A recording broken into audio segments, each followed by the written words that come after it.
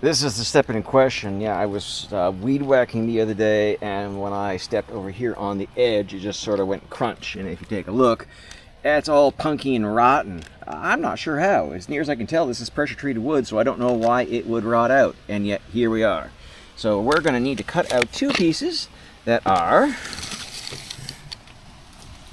36 inches. I picked up this headset the other day so that I could continue filming and yet have my hands free, because there's a lot of things that I've been doing which have been absolutely dangerous, and I've near lost some fingers because I've been trying to film and work at the same time. But now I'll be able to look ridiculous with this thing strapped to my head but have my hands free. First thing I'm going to do is, there are stamps on here that I don't want on the end product here, so I'm going to take my sander and make them go away. That's step number one. Step number two is actually marking off 3 feet, 36 inches, like so. Ta-da! There we go. And I can just take my square here and just make sure that we know exactly where that mark is. Great. Where did I put my building square? That's a very good question. Thank you for asking. I'm going to go retrieve it, because it'll make cutting a circular saw a lot easier. Alright, I can't find my square, but you know what? Any day that I can't make an 8-inch cut straight is got to be a pretty bad, God blessed day, really. So let's, 1, 2, 3, go.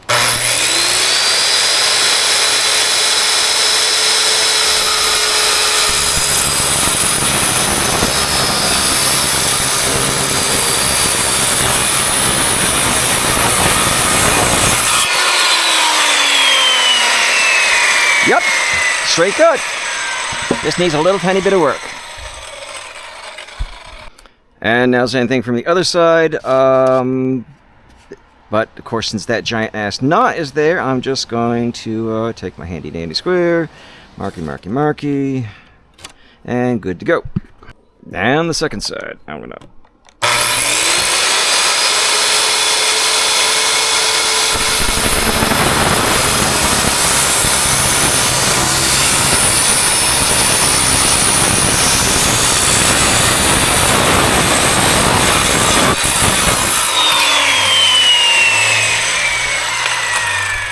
And now we've got both our steps.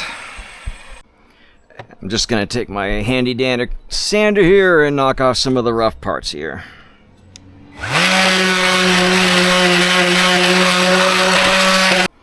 So I picked this up today and I was going to apply it to this, but I just read the instructions and it clearly states to not put it on brand new pressure treated wood. I mean, it doesn't exactly say that. It says to apply it to weathered wood, and between a year and after that, most likely because the water content in this right now is through the roof. So if I were to put this on here, it wouldn't soak in. It would just, I can do it with the rest of the steps, but I cannot do it with that. So what I'm going to do now is I was going to put this on and then let it dry and then put it on another day. And instead, I'm actually going to reverse that. I'm going to install the deck pieces here, the steps, and then say, I don't know, next year, then I'll do everything else. Oh, hello, friend snail. You are gonna really not want to be here, so let's relocate you slightly. Here, enjoy this fern. Or not.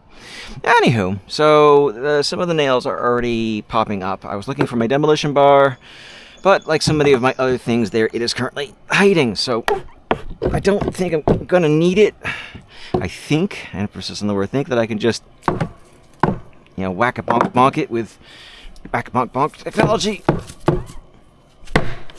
Yeah, it's starting to come up just slightly. It's just gonna take a little bit of beating and treating.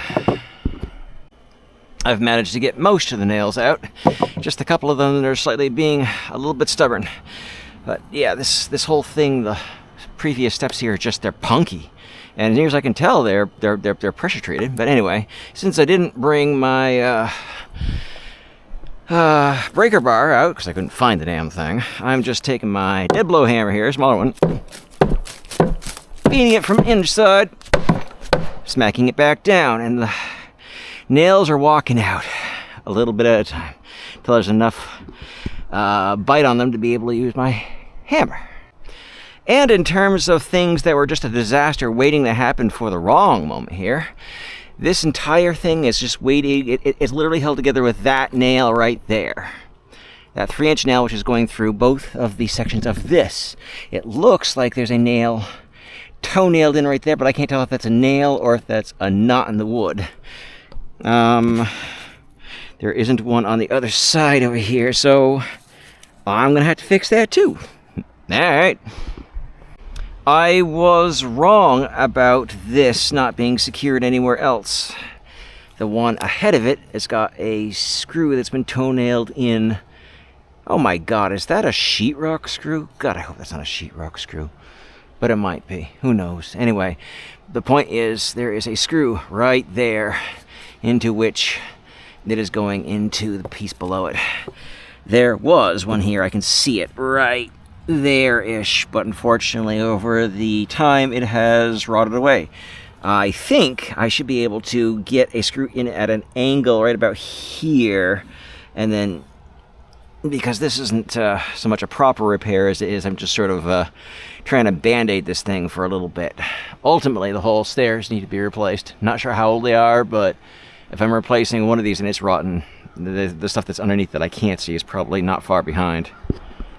Alright, so I've decided to go with Deckmate brand screws because they were about $10 a box less than the next available box. And they even came with this great bit. So first things first, let's see what we can do about securing this thing down a little bit better, because right now it is not. Oops, that would be haha, lefty-loosey, not righty-tighty.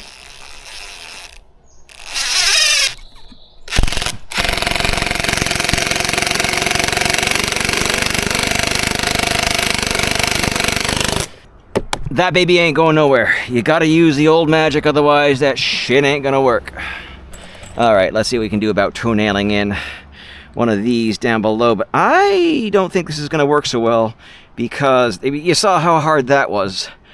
I think I need to actually drill a pilot hole off in this direction and then be able to launch a hole into it. Okay, that is nice and tight. And that's nice and tight, and oh, right about there-ish. Nope, that's going across the side here. That's what we're gonna do. Cut off the hole, and then change the angle, and then down.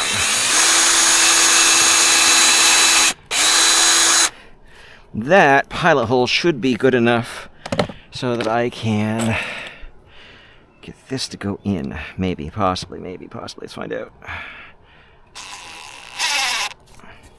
Yeah, I think it'll be alright.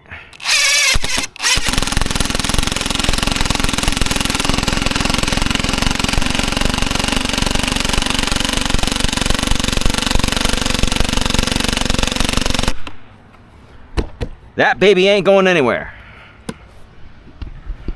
Alright, I'm more or less eyeballing this. It looks mostly centered. Oh, no, it doesn't. Scoot over a little bit more this way.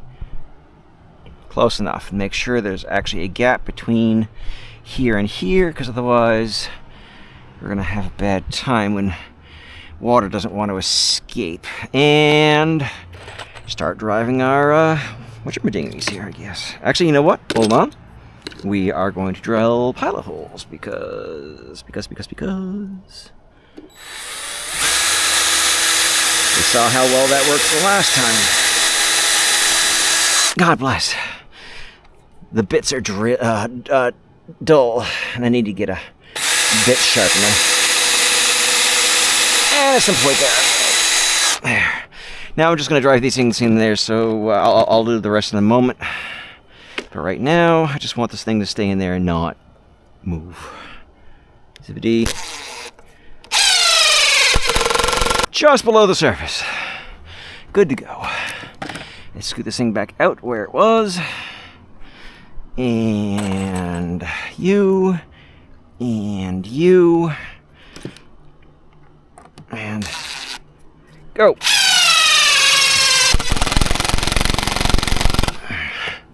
Nothing but net. And now to do the ones in the back. Same process. First step done. Second step is going to be a repeat of the first step. When you're placing your steps together like this, you got to make sure there's a gap. In an old-fashioned way, you know what? I can't even remember the term. But anyway, a good rule of thumb is to just stick a couple of your screws in between, and it'll allow an approximate 1/8-inch gap in between, so that you can. I mean, it's cheap insurance.